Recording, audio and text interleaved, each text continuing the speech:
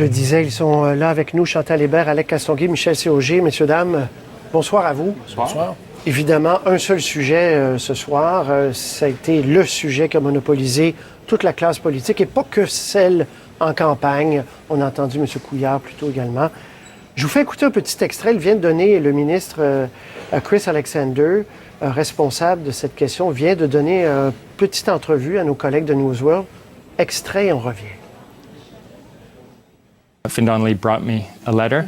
It went into correspondence unit. It went into our refugee division, the way all such correspondence does. And I have a responsibility as a minister not to be personally involved in decisions, in case an application comes. But to ensure that they are all treated equally. Je vous explique en 2 secondes. Donc, la famille Cordy, on l'a entendu, vous l'avez vu, la tante est pleurée aujourd'hui, a donné une lettre au mois de mars dernier à son député Donnelly, néo-démocrate, qui, lui, l'a remise en main propre au ministre. Il dit, oui, j'ai reçu la lettre et je l'ai remise à mes fonctionnaires comme d'habitude. Le problème, mais je veux vous entendre là-dessus, c'est qu'on avait annoncé il y a quelques mois qu'on allait accélérer la machine pour faire entrer les Syriens. Chantal?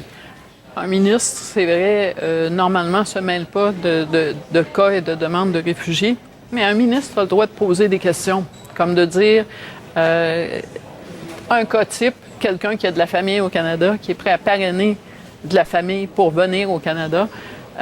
Si ça ne marche pas, c'est quoi les raisons? Et si les raisons, c'est parce que la Turquie ne fournit pas le genre de renseignements qu'on exige, point final, c'est impossible à obtenir. Dans ce cas-là, un ministre a le droit de dire, un instant, là, il va falloir qu'on trouve une autre façon de fonctionner parce que si des gens qui sont au Canada, qui sont prêts à aider leur famille à venir ici, ne réussissent pas à passer à travers notre processus, qui va réussir? Et encore une fois, décalage entre le discours politique où on dit on va en ajouter 10 000, puis un autre 10 000, etc. Puis je sais, Auger, entre la réalité puis le discours et les promesses, il y a quelques mois même, il y a un décalage. Il y a quelque chose qui ne marche pas. On accepte de laisser parrainer au Canada des gens qui sont dans des endroits où le HCR peut, le Haut Commissariat des réfugiés de l'ONU, peut leur donner des papiers. Ça veut dire, de facto, là, le Liban, la Jordanie. Et si vous êtes ailleurs, tant pis pour vous autres. On ne peut pas dire qu'on a ouvert le robinet, là.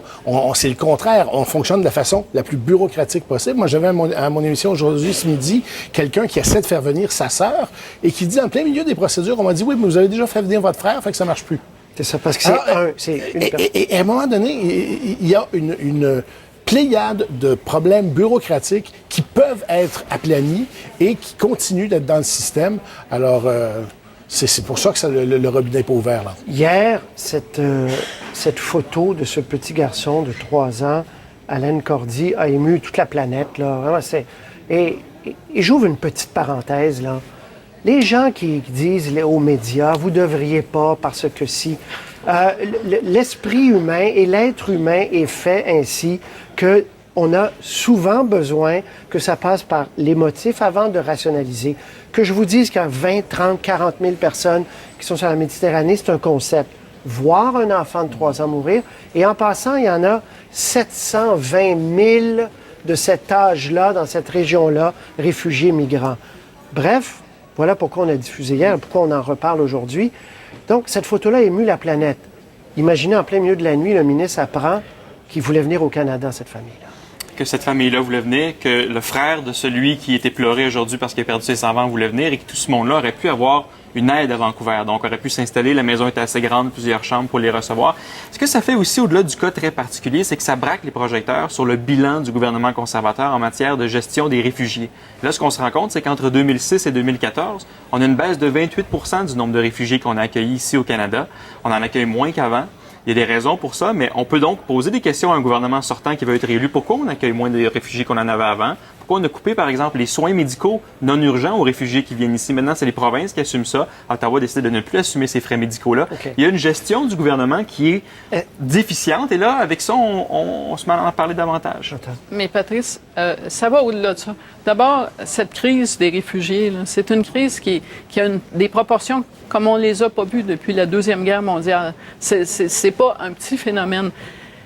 Quand la photo de cet enfant est apparue, ça faisait quand même plusieurs jours qu'on voyait toutes sortes d'autres choses.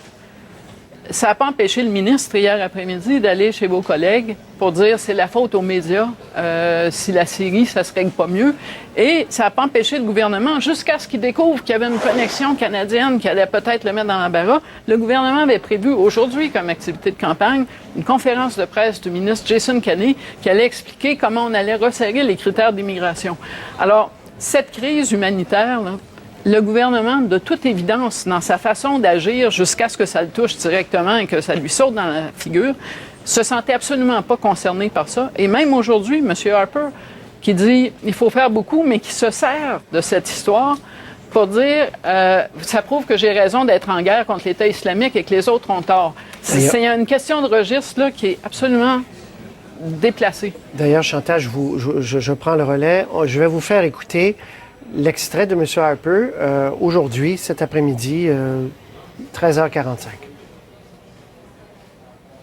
Il est incompréhensible pour moi. On peut voir une vraie image et conclure, et on peut conclure qu'on devrait faire plus de quelque chose et moins de résistance à l'État islamique, moins d'aide pour les personnes qui demeurent là invariablement. On doit faire plus, on est en train de faire plus. Alors, M. Harper, qui évidemment souligne le fait que M. Trudeau et M. Mulcair veulent se retirer de la coalition qui bombarde des positions détenues par l'EI, il dit « Très bien, mais moi je fais ça ». Réaction là-dessus? Aujourd'hui, là, les Canadiens voulaient voir le premier ministre du Canada, ils ont vu le chef du Parti conservateur. D'abord, juste sur le fond, là, sur la forme, avec les candidats conservateurs autour de lui, les militants conservateurs qui applaudissaient les réponses de M. Harper, il y avait juste à faire ça dans une salle avec pas de militants conservateurs. Aujourd'hui, là, c'était la journée du premier ministre, c'était pas la journée du chef de parti. Ça, c'est la première des choses. La deuxième, c'est qu'on s'attendait à ce qu'ils disent, il y a quelque chose qui marche pas dans notre système. J'ai donné instruction à M. Alexander de revoir le parrainage, je ne sais pas. Mais dire, on en fait plus que tout le monde à per capita, et dire, après ça, de toute façon, ma guerre, c'est la façon de régler ça. Je pense qu'il y a beaucoup de Canadiens qui ont été choqués par ça. Alec? Bien, en fait, le problème syrien ne date pas de l'entrée en scène du groupe armé État islamique. Il date de la guerre civile qui a commencé avec Bachar el-Assad, qui est d'ailleurs encore à ce jour la plus grande menace pour les civils syriens, bien davantage que le groupe armé État islamique. Tous les experts sur le terrain vont le dire. Donc, si ça date depuis 2011, ce problème-là, comment ça se fait que seulement lorsqu'on a commencé à bombarder le groupe armé islamique, on s'est mis à faire quelque chose qui n'est pas raccord avec la réalité là. C'est vrai toutefois que le Canada donne beaucoup d'argent, donne parmi les plus importants donateurs. On ne reçoit pas beaucoup de réfugiés, on donne beaucoup d'argent. C'est la décision que le gouvernement a prise dans les dernières années. Chantal, sur cette lutte, parce que c'est un point de fracture entre les libéraux, les néo-démocrates et les conservateurs, cette lutte contre l'État islamique, vous dites que c'était pas la bonne journée pour en parler, mais elle est là, la fracture. Oui, mais le débat n'est pas là. Le débat et la fracture est dans le rôle du Canada dans le monde et la vision qu'en a M. Harper par rapport à celle des partis d'opposition. Et aujourd'hui, franchement, je pense que le gouvernement aurait aidé son message si, à la place de dire on va faire plus, il avait dit on peut faire mieux. Et moi, je suis mal à l'aise à l'idée que le ministre a suspendu sa campagne électorale pour aller donner une entrevue, pour en gros dire c'est pas de ma faute dans ce cas-ci, plutôt que pour venir annoncer aux Canadiens voici ce qu'on va faire de mieux. Monsieur Trudeau et Monsieur Mulcair, eux, leur réaction, puis on conclut ensemble, plutôt aujourd'hui. Je dois vous dire que les images d'aujourd'hui, d'un jeune garçon en train d'être ramassé sur une plage en Turquie, vont rester avec tout le monde pour longtemps. Comme père, comme grand-père, je trouve ça insoutenable de voir ce qu'on est en train de voir là. Alors oui, il faut faire plus. Je trouve ça très commode pour un politicien comme M. Alexander de tout à coup découvrir en pleine campagne électorale le besoin d'être compassionné. Pour moi, c'est une faillite qu'on a soulignée depuis longtemps, et de M. Alexander, et de M. Kenney, et ultimement de M. Harper, de n'avoir pas agi comme les Canadiens s'attendent à ce que leur gouvernement agisse. C'est une drôle de question, je ne vous pose pas ces questions-là d'habitude, mais est-ce que vous croyez, parce que vous n'êtes pas des firmes de sondage, mais est-ce que vous croyez que les Canadiens, effectivement, dans leur grande majorité, aimeraient que leur gouvernement, peu importe la couleur, en fasse plus dans un dossier comme celui-là? Chantal? Aujourd'hui, certainement. Et la raison pour laquelle les conservateurs ont changé tout leur programme de campagne, qu'ils ont enlevé M. Kenney du chemin, qu'ils ont sorti de la circulation un peu M. Alexander, c'est parce qu'ils ont senti qu'il y avait ce vent-là.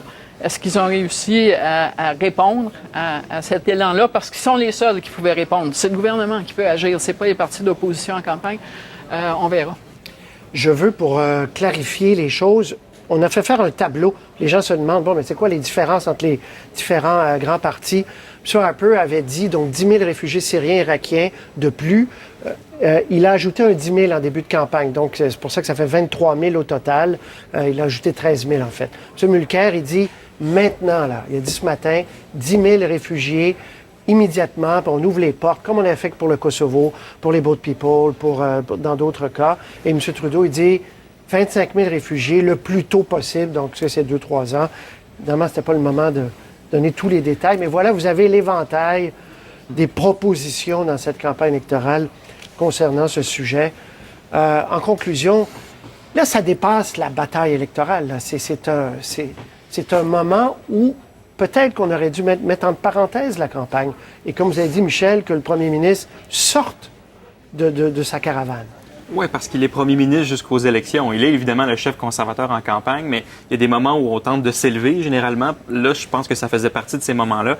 Pour répondre à ta première question, est-ce que les Canadiens vont avoir ça en tête au moment d'aller voter? Vous savez que les affaires étrangères est rarement une préoccupation fondamentale chez les Canadiens lors des élections. Par contre, la réputation du Canada dans le monde, ça, généralement, les Canadiens y tiennent. Et si on a l'impression que la réputation du Canada qui accueillait des réfugiés, qui était une terre d'accueil, s'est disloquée dans les dernières années, que là, on est pointé du doigt directement avec un drame que les gens peuvent associer à nous, pas certain que les Canadiens apprécient beaucoup.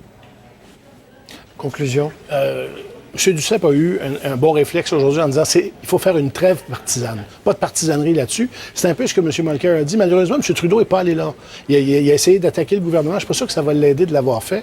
Mais c'est un fait que c'est le genre de choses qui exige qu'on s'élève au-dessus de la partisanerie aujourd'hui parce que, franchement, le drame est humain d'abord et tout le monde comprend ça. Oui, et réunion d'urgence en Europe dimanche, on va en reparler. Et Chantal, vous avez bien fait de le souligner, c'est depuis la Deuxième Guerre mondiale, l'Europe et la planète, donc, n'avaient pas été aux prises avec des vagues comme ça de réfugiés, qu'on a appelés des migrants, parce qu'il y a toutes sortes de catégories. Mais ce dont on parle, là, c'est beaucoup des réfugiés. Messieurs, dames, merci beaucoup. Au revoir. Merci. Au revoir.